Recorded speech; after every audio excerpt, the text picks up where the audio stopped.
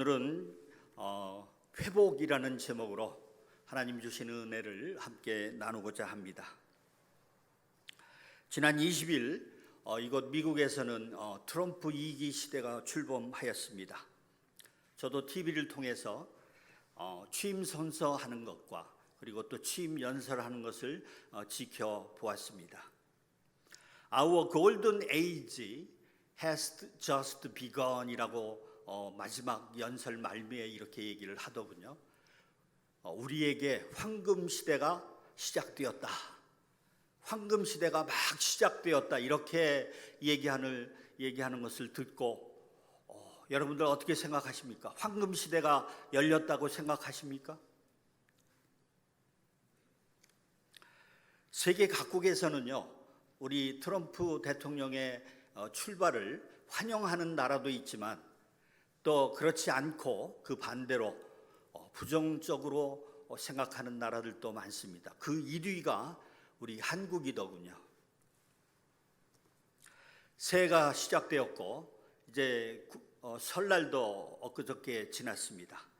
그런데 우리에게 반가운 소식이라고는 지난주에 왔던 빗소리였습니다. 지난주 빗소리 정말 너무 반갑더라고요. 그리고 또 이번 주에도 비 소식이 있습니다. 그런데 이 비 소식 외에는 희망이 보이지를 않고 있습니다. 우크라이나 러시아 간의 전쟁은 그 비극은 아직도 계속되고 있습니다. 그리고 이스라엘과 하마스 전쟁을 보니까요, 그 결과를 보니까 가자 지구에 무려 5만 명이라고 하는 사람이 죽어 나갔습니다. 그리고 모든 건물과 집 이런 것들이요 다 부서지고 폐허가 되었더라고요. 우리 LA 지역에 산불이 났는데 그 산불의 그 뒷자락을 한번 보십시오. 다 건물이 집이 다 타버리고 잿더미가 되었습니다. 이렇게 전쟁과 재난 앞에 선 우리 사람들의 모습을 보면요, 절망과 좌절입니다. 절망을 가리켜서 우리 키에르케고리라고 하는 철학자는요, 절망을 가리켜 죽음에 이르는 병이다라고 말을 했습니다. 죽음에 이르는 병이 곧 절망이다라는 겁니다. 우리 한국을 보면 어떻습니까? 좀 소망이 보이시던가요? 저와 여러분은 어떻습니까? 수십 년 이민 생활을 해왔는데 건강으로 또는 재정으로 흔들리지는 않으십니까? 우리 교회를 한번 보십시오. 옆에 빈 자리가 많습니다. 이렇게 사람들이 떠난 자리에 소망은 있어 보이십니까?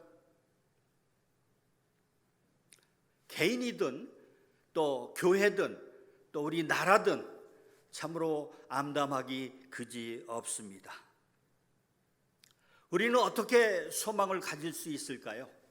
어떻게 그 주저앉은 자리에서 다시 일어날 수 있을까요? 희망이라고는 한 줌도 보이지 않아서 그저 그 자리에 풀썩 주저앉아가지고 그냥 한숨만 푹푹 내쉬고 있을 때 이런 위로의 소리를 들어보신 적이 있으십니까? 마른 뼈도 살리시는 하나님이시잖니? 마른 뼈도 살리시는 하나님이시잖니? 우리 함께 따라 해보실까요? 마른 뼈도 살리시는 하나님. 아멘이십니까? 아멘. 저는요, 개인적으로나 또 우리 교회적으로나 우리 나라에 희망이라고는 오직 하나님 한 분뿐이라고 말씀드리고 싶습니다. 아멘이십니까? 저는 지난 3개월 동안 참으로 많은 사람들을 만났습니다. 목사, 장로, 권사, 집사 이렇게 여러 사람을 1대1로 또는 함께 만나서 많은 이야기들을 주고받았습니다. 제 생각으로는요, 이번 사태로 인해서 어느 한 사람도 상처받아서는 안 되고 그리고 또 누구 한 사람도 교회를 떠나서는 안 된다는 그러한 생각으로 많은 사람들을 만나서 이야기하고 설명하고 사정도 해보고 설득도 해보았습니다. 그런데 제 힘으로는 되는 것이 아무것도 없었습니다.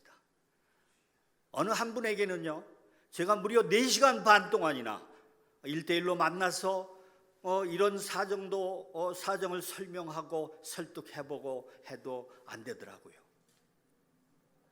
심지어는요, 저를 가리켜서 삿대질을 하면서 당신이 뭔데 그따위 소리를 해?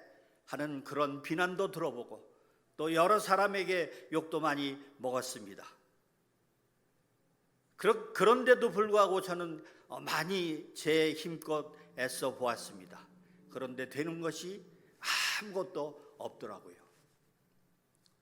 또 이런 소리도 듣습니다. 우리 교회에 누가 와? 누가? 올 사람이 누가 있어? 오는 사람이 바보지.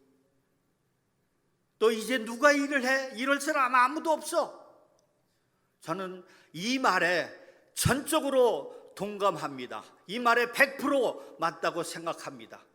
그래서 저는 아무것도 할 수가 없었습니다.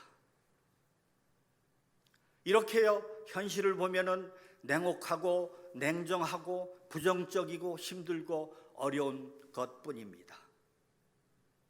그런데 우리가 이게 현실을 이렇게 볼 때 그렇지만 우리가 행여나 우리 마음속에 마음 한 구석에 아마도 하나님이시라면 하실 수 있지 않을까? 이런 희미한 생각 하나만 있어도 우리는 그 희미한 생각 그것만 붙들어도 우리는 회복될 수 있습니다. 그것이 바로 진짜 믿음인 것입니다. 오늘 에스겔서는요, 바로 희망의 메시지입니다. 하나님께서는 에스겔이라고 하는 선지자를 통해서 이스라엘 백성들에게 주시는 희망과 위로의 말씀인 것입니다. 에스겔 선지자는 남유다에서 활동하던 선지자였습니다. 남유다는 매우 힘들고 어려운 상황이었습니다. 그 당시 중동아시아를 제패한 나라는요, 중동아시아를 제패하고 호령했던 나라는 바벨론입니다. 이 바벨론이 막강한 군사력을 동원해서 BC 605년에 남유다를 침공합니다. 그래서 많은 영토를 점령하고 또 많은 사람들을 바벨론으로 끌어갑니다. 이때 우리가 잘 알고 있는 다니엘과 세 친구들이 이때 바벨론으로 끌려갔습니다. 그런데요, 제2차로 또 BC 597년에 바벨론은 두 번째로 이스라엘을 남유다를 또 침공합니다. 이래서 당시 왕이었던 여호와긴 왕과 많은 사람들을 또 포로로 데리고 갑니다. 이때 에스겔도 함께 잡혀서 바벨론으로 끌려갔습니다. 유다 나라는 이제 거의 절단이 났습니다. 그리고 많은 사람들이 바벨론으로 끌려갔습니다. 그래서 끌려간 그곳에서요, 바벨론의 그 관계 수로를 건설하는 그 노역장에 많은 포로들이 그쪽으로 끌려가서 거리에 난민 텐트에 기거하면서 강제 노동에 시달리고 있습니다. 그런데요, 이렇게 강제 노동에 시달리고 있는 유대인 포로들에게는요, 한 가지 희망이 있었습니다. 그것이 무엇이냐고 하면 우리가 믿는 하나님, 그 하나님께서는 이스라엘 그 예루살렘 성을 지켜주시고, 그리고 또 하나님이 계신 그 성전을 온전하게 지켜주실 것이다. 그래서 우리도 또한 언젠가 그곳으로 돌아갈 것이다 라고 하는 시온 불가침설을 믿으면서 견디고 있는 것입니다. 그런데요, BC 586년에 이번에도 또 바벨론이 마지막으로 예루살렘을 침공하고, 그리고 하나님의 성전과 예루살렘 그 온 도시를 완전히 불을 질러가지고 불태워 버렸습니다. 그래서 예루살렘 성전과 예루살렘과 그 도시와 하나님이 거하시는 성전까지 모두 다 완전히 불타 없어져 버렸습니다. 그래서 그때 많은 사람이 죽고 또 많은 사람들을 포로로 데려가고 나머지 얼마 남지 않은 사람들은 애굽으로 도망을 갔습니다. 이 소식을 들은 유대인 포로들은요, 정말로 절망과 패닉에 빠졌습니다. 아니 어떻게 하나님께서는 그 하나님이 거하시는 성전을 불태울 수 있는가? 그리고 또 우리가 믿는 하나님은 어떻게 그 하나님의 백성 이스라엘을 이렇게 완전히 망하게 내버려 둘 수 있는가? 과연 우리가 믿는 하나님은 어디 계신 거야? 이렇게 울부짖으면서 좌절과 늪에 완전히 빠져 있었던 것입니다. 이때 하나님은 그 이스라엘 백성들을 그냥 내버려 두시지 않으시고 에스겔 그 선지자를 통해서 위로의 메시지를 전합니다. 걱정하지 말아라. 반드시 너희들을 이스라엘 그 예루살렘으로 다시 되돌려 보낼 것이다. 이렇게 위로의 메시지를 전하지만 에스겔은요, 현실을 보니까 너무나 비참하고 참 참혹하기 그지없습니다. 그래서 갈등을 합니다. 오늘 성경 본문 말씀 에스겔서 37장은요 바로 이러한 배경에서 시작이 되는 겁니다. 하나님께서는 에스겔에게 특별한 환상을 보여주십니다. 우리 본문 1절 2절 말씀 우리 함께 읽겠습니다. 시작. 여호와께서 권능으로 내게 임재하시고 그의 영으로 나를 데리고 가서 골짜기 가운데 두셨는데 거기 뼈가 가득하더라. 나를 그 뼈 사방으로 지나가게 하시기로 본즉 그 골짜기 지면에 뼈가 심이 많고 아주 말랐더라. 아멘. 하나님께서는요 어느 날 에스겔을 데리고 그리고 한 깊은 골짜기로 데리고 갑니다. 그 골짜기 갔더니요 뼈들이 아주 많습니다. 사람이 죽고 아주 오래된 것 같습니다. 오래됐다는 것은요 시간이 많이 흘렀다는 것이죠. 살갗은 다 썩어서 없어져 버리고 뼈들만 그냥 뒹굴고 있는 것입니다. 그래서 에스겔이 가까이 가 보니까요 이 뼈들을 보니까 뼈들이 아주 오래된 것입니다. 원래 사람의 뼈는 이렇게 땅속에 묻어두어야 되는데 이 묻어줄 사람조차 없었던 모양입니다. 추측하건대 아주 큰 전쟁이 있었던 것 같습니다. 그 골짜기는요 희망이라고는 한 톨도 찾아볼 수 없는 죽음의 골짜기 그리고 절망의 골짜기인 것입니다. 하나님께서는 이 뼈들을 가리켜서 뭐라고 말씀하시냐면요 본문 11절을 제가 읽겠습니다. 또 내게 이르시되 인자야 이 뼈들은 이스라엘 족속이라. 그들이 이르기를 우리의 뼈들이 말랐고 우리의 소망이 없어졌으니 우리는 다 멸절되었다 하느니라. 하나님께서는 이 뼈들을 가리켜서 이스라엘이라고 말씀하고 있는 것입니다. 이 상황은 실제 상황이 아니고 환상을 보는 겁니다.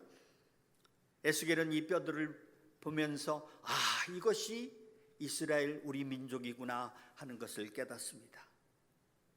지금 이스라엘은요 마른 뼈와 같은 상황입니다. 모두가 소망을 잃었습니다. 희망이 없는 겁니다. 미래가 참혹하고 어둡고 아무것도 남아있지 않습니다. 과연 이스라엘의 미래는 영영 없어진 것입니까? 사랑하는 여러분, 저와 여러분에게도 이렇게 이 에스겔이 바라보는 마른 뼈와 같은 상황을 만난 적이 있으십니까? 저도 만난 적이 있습니다. 마른 뼈와 같은 그러한 막다른 골목에 다다랐던 그런 상황이 있었습니다. 우리 교회 가운데도 이런 상황이 있으신 분들이 계실 줄 믿습니다. 우리나라는 어떻습니까? 참으로 힘든 가운데 있습니다. 우리 교회를 보면 너무 답답하지 않습니까? 우리의 희망이 되어야 할 교회가요 희망이 되지 못한 채 헤매는 것을 보면 너무나 안타깝지 않습니까? 어떻게 하면 좋을까요? 개인이나 교회나 나라나 참으로 답답하고 안타까운 그런 지경에 있습니다.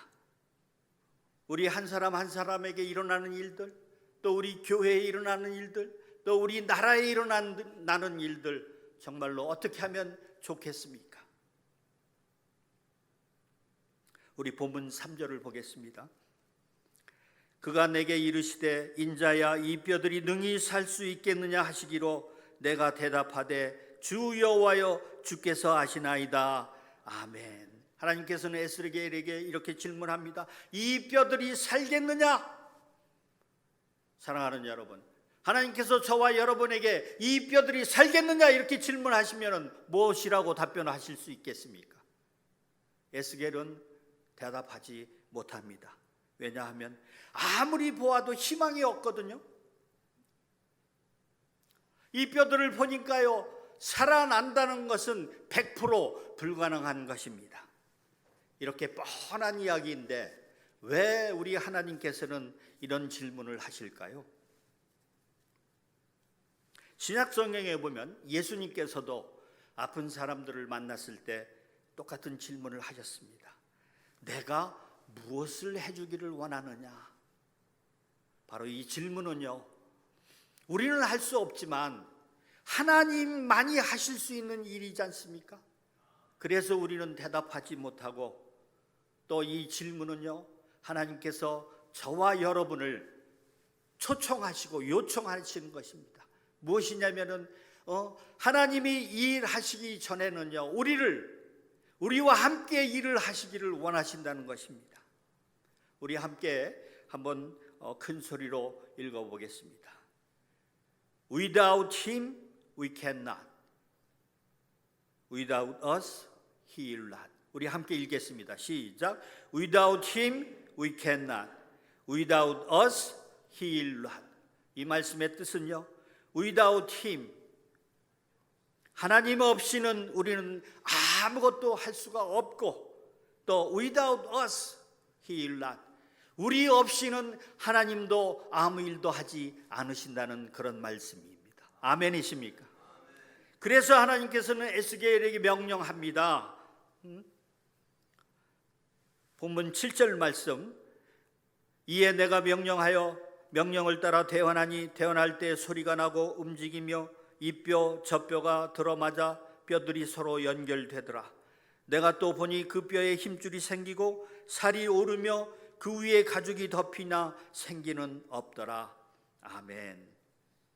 하나님께서 명령하시니까, 하나님께서 시키시니까 에스겔은 마른 뼈들을 향해서 외칩니다. 살아나라, 일어나라. 이렇게 외쳤더니요, 아주 놀라운 일이 벌어집니다. 뼈들이요 딱딱딱딱 맞아 떨어지는 겁니다. 그 골짜기는요 굉장한 그 소리로, 시끄러운 소리로 가득 찹니다. 덜그럭 덜그럭 덜그럭 덜그럭 덜그럭 뼈들이 맞아 떨어지는 겁니다. 그리고 그 위에 힘줄이 생기고 살이 오르면서 가죽이 덮입니다. 그리고 사람의 모양으로 만들어집니다. 이때 하나님께서는 또 에스겔에게 명령하십니다. 본문 9절 10절 말씀 우리 함께 읽겠습니다. 시작. 생기에게 대언하여 이르기를 주 여호와께서 이같이 말씀하시기를 생기야 사방에서부터 와서 이 죽음을 당한 자에게 불어서 살아나게 하라 하셨다 하라. 이에 내가 그 명령대로 대언하였더니 생기가 그들에게 들어가매 그들이 곧 살아나서 일어나 서는데 극히 큰 군대더라. 아멘. 사랑하는 여러분, 이 말씀을 자세히 살펴보면요, 하나님께서 사람을 창조하실 때의 사건이 생각나지 않으십니까? 창세기 2장 7절 말씀을 제가 읽겠습니다. 여호와 하나님이 땅의 흙으로 사람을 지으시고 생기를 그 코에 불어넣으시니 사람이 생명이 되니라. 아멘. 이 말씀에서 생기라고 하는 말씀은요, 히브리어로 르하르라고 하는데, 르와흐라고 하는데요, 하나님의 영, 성령, 또 생명의 숨, 생명의 바람 이렇게 쓰입니다. 그러니까 마른 뼈에게 생기를 불어넣어서 살리는 그 행위는요, 태고 쪽 인간 창조의 그 이야기가 재현되고 있는 것을 볼 수 있습니다. 하나님은 하나님의 영으로 생기로 사람을 새롭게 창조하십니다. 아멘. 아멘.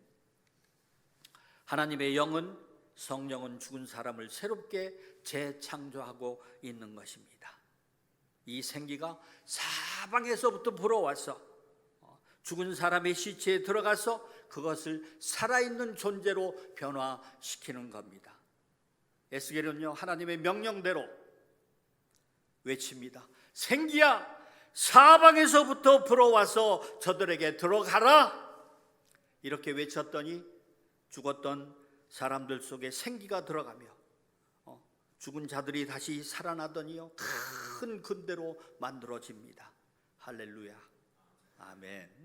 사도행전 2장에 보면은 예수님의 제자들과 120여 성도들이요 함께 모여서 마가의 다락방에서 기도하고 있었습니다.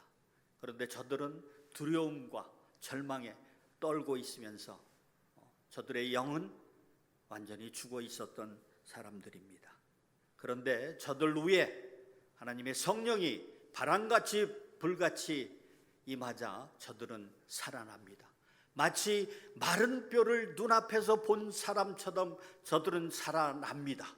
그러더니요, 저들이 길거리로 뛰쳐나가서 예수 복음을 전합니다. 사랑하는 여러분, 희망이라고는 한 톨도 없었던 이 마른 뼈에게 외쳤던 그 에스겔의 그 외침이 여러분들 귀에 들리십니까? 아멘. 생기여 불어와 저들에게 들어갈지어다. 성령이여 저들에게 임할지어다. 아멘. 아멘. 저도 오늘 여러분에게 이 복음을 외치고자 합니다. 저와 여러분에게 성령이 충만할지어다. 우리 교회에 성령이 충만할지어다. 우리 민족에게, 우리 나라에게 성령이 충만할지어다.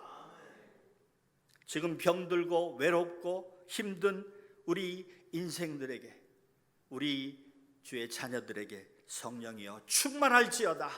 아멘. 우리가 아멘 했습니다. 이 아멘대로 이루어질 줄 믿습니다. 우리 함께 찬양하실까요?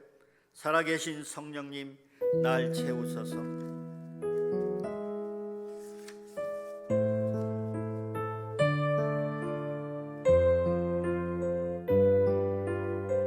살아계신 성령님, 살아계신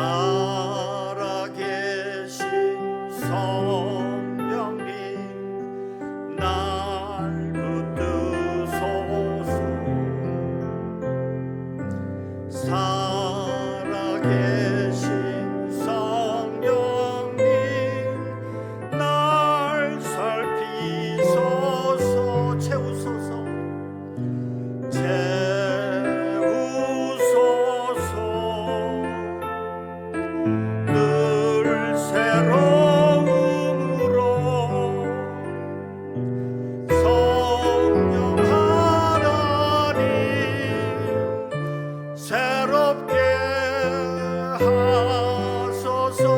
더 하겠습니다.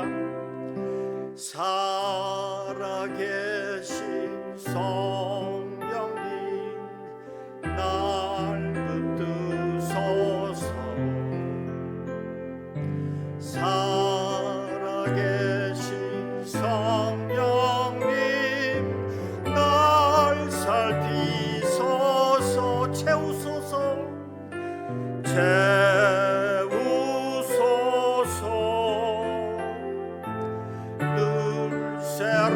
새로움으로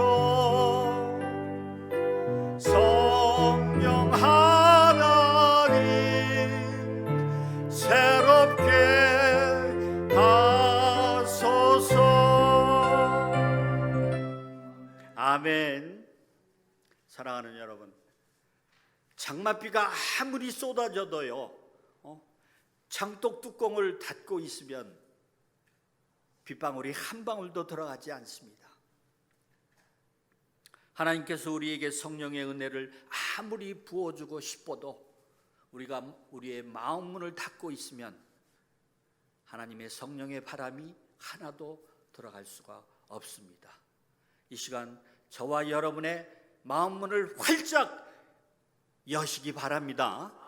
이렇게 우리의 마음을 활짝 열 때 하나님께서 내 삶에 우리 가정과 우리 교회 위에 그리고 이 땅 위에 생기를 불어넣으실 줄 믿습니다. 그렇게 받아들이시고 그렇게 기대하시고 그렇게 순종하시기를 주님의 이름으로 축원합니다. 사랑하는 여러분, 오늘 에스겔이 본 환상은 무엇을 의미할까요?